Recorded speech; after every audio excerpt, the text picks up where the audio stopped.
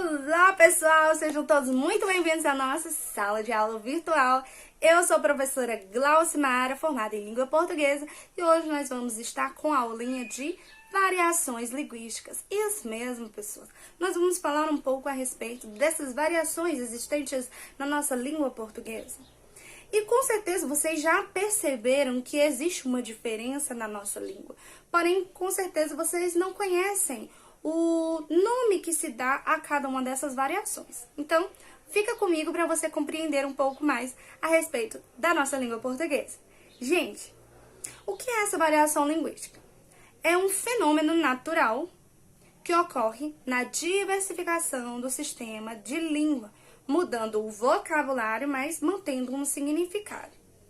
Deixa eu explicar melhor para vocês. Gente, essa variação linguística é uma variação que acontece dentro da nossa língua, onde várias pessoas se referem muitas vezes a algo, um objeto, um ser, de maneira diferente, mesmo sendo falantes da mesma língua, no caso, da língua portuguesa. E isso nós classificamos como variação linguística. Só que dentro dessa variação linguística existem alguns tipos, algumas classificações que se referem a cada uma delas. Nós vamos estudar 4 variações linguísticas: a regional, a histórica, a social e a estilística. Então, presta atenção. A variação regional é uma das mais conhecidas. Por quê? Cada região brasileira, apesar de falar a mesma língua, que é a língua portuguesa, utilizam palavras diferentes para se referir a algo. Exemplo, aqui nós chamamos de tangerina, uma fruta, tangerina. Existem regiões que se referem à tangerina como sendo mexerica e outras nomenclaturas que dão a mesma fruta. Existe também a mandioca, que as pessoas chamam mandioca, macaxeira, aipim. Dependendo da região, as pessoas se referem à mesma coisa com um nome diferente, mesmo falando a mesma língua. Então, outro exemplo é o sacolé, din-din, chup-chup, que as pessoas se referem ao din-din. Mesmo aqui na minha região a gente chama de din-din. Mas existem pessoas do sul que chamam de sacolé e outras regiões brasileiras que se referem de maneira diferente a esse mesmo alimento. Então, gente, é isso aí que é a variação regional, onde cada região brasileira se refere ao mesmo ser de maneira diferenciada. Aí existe também a variação histórica. Que variação é essa? A variação histórica é de acordo com o contexto, digamos assim, de vida daquela pessoa em um determinado momento. Um exemplo, sua avó, com certeza, ela possui uma linguagem própria dela, que pertence à época em que ela era jovem. E essas palavras que ela utiliza, essas expressões que ela utiliza da época dela, não são as mesmas que você, criança, que está assistindo esse vídeo, você, adolescente que está assistindo esse vídeo, que você utiliza hoje. Com certeza mudou muita coisa. Uma das grandes variações que eu tenho na nossa língua, que eu observo, melhor dizendo, é do você. Gente, essa palavra sofreu uma mudança muito grande, porque bem antigamente as pessoas se referiam umas às outras com a utilização do termo vós-me-se. Depois ela foi modificando você, agora tem o VC e depois ainda tem um C. Cê tá bem? Tem gente que manda mensagem no WhatsApp, bota só um C, diz, cê tá bem? Então, né, foi uma mudança muito grande. E essa mudança na nossa língua, essa variação, ela foi histórica, né? É uma variação que com o tempo a língua foi sofrendo essa mudança. Por que isso acontece? Porque nós, da área de línguas, nós caracterizamos a nossa língua como sendo algo vivo. Por quê? Porque ela muda de acordo com que o ser humano vai mudando. O ser humano vai evoluindo e vai se adaptando a cada situação da sua vida. E com isso, a língua também vai sofrendo muitas mudanças. É por isso que existem essas variações linguísticas. De acordo com o ser humano muda o seu meio social, muda a sua cultura, muda seu modo de falar também com as pessoas. Então, isso aí também é um dos fatores que auxiliam nessa mudança da nossa língua. Outra variação é a variação social. Que variação é essa, professora? É de acordo com um grupo social que você pertence. Por exemplo, os sufistas possuem uma linguagem própria deles, que eles utilizam só naquele meio ali em que eles vivem. E que outras pessoas que vão ouvir o que eles falam, muitas vezes nem vão entender o que é que eles estão falando ali. Outra variação social seria a variação de juízes. Juízes e advogados se referem com termos que nós não utilizamos no nosso cotidiano.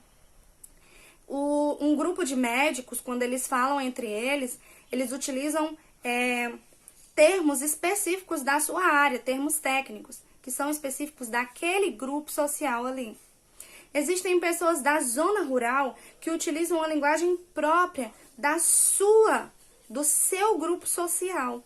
Aquilo dali também é uma variação social.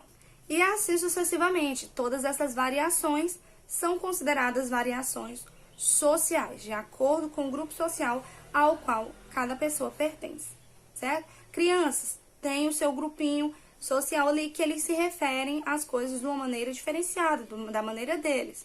Adolescentes têm o seu grupo que se referem a determinadas coisas e assim sucessivamente.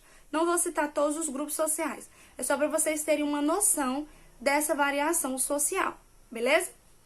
E existe também a variação estilística, que é de acordo com o grau de formalidade que você vai se referir a uma pessoa. Por exemplo, quando eu for para um júri, eu não vou falar com o juiz, tipo, e aí, juiz, tudo bem, beleza? Como é que tá aí? Claro que não, né, gente? Óbvio que eu não vou fazer isso, porque ele vai até dizer que eu estou desacatando a autoridade dele. Dentro de um júri, nós precisamos utilizar de uma linguagem formal.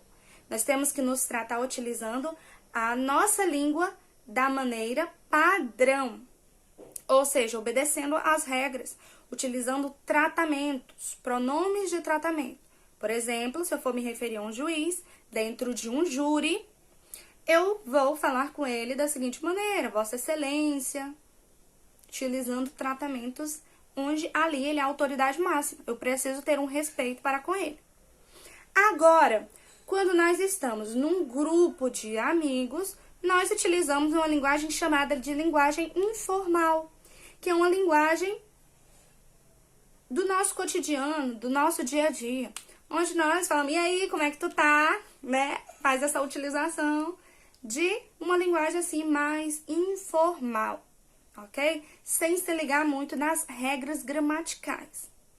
Aí, existe uma coisa dentro das variações linguísticas que precisa receber uma atenção especial, que é o preconceito linguístico. Muitas pessoas destratam, por exemplo, alguém da zona rural pelo modo como eles falam entre si, simplesmente pelo fato deles não seguirem a norma padrão da língua. É correto eu fazer isso só porque eles não seguem a norma padrão? Não, gente. Esse fenômeno, quando eu discrimino alguém pela maneira como ela fala, isso se chama preconceito linguístico. E nós não devemos fazer isso. Por quê? Porque a língua é viva e ela se adequa a cada ambiente. É óbvio que, é como eu lhe falei, se você vai tratar com o juiz, você tem que tratar ele de maneira respeitosa, adequada àquele ambiente, certo? Agora, quando eu vou falar entre meus amigos, eu posso utilizar uma linguagem informal. Isso não é errado, mas vocês também devem respeitar cada grupo. Então, não cometam esse erro de preconceito linguístico. Só que tem um porém que é importante vocês levarem em consideração. Vocês não podem, tá bom, gente? Olha, não pode utilizar essas variações na escrita, beleza?